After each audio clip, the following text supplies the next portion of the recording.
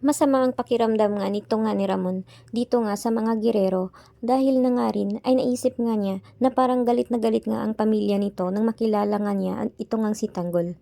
Hindi nga nagustuhan ng pamilya girero ang ginawa nga ni Miguelito. Subalit ay mas lalo ngang nagalit ang pamilya girero nang inagaw nga ng baril ito ngang si Tanggol dito nga kay Congressman Miguelito.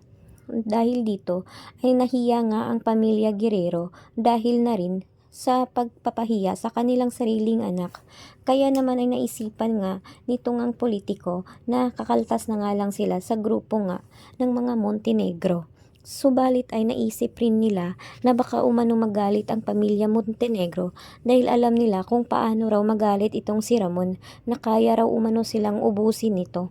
Kaya naman naisipan nga nila na gumawa ng ibang hakbang pero naisip rin nila na mas mabuti siguro na maghanap sila ng ibang kakampi upang kalabanin nga itong si Ramon Montenegro.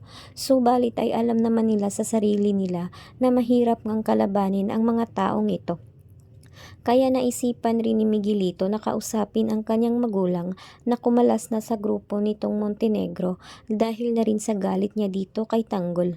Sinabihan naman siya ng kanyang lolo't lola na maliit lang naman umano ito na bagay. Kaya hindi dapat siya magalit dahil anya, ito umanong si Miguelito ang nauna at hindi nga itong si Jesus.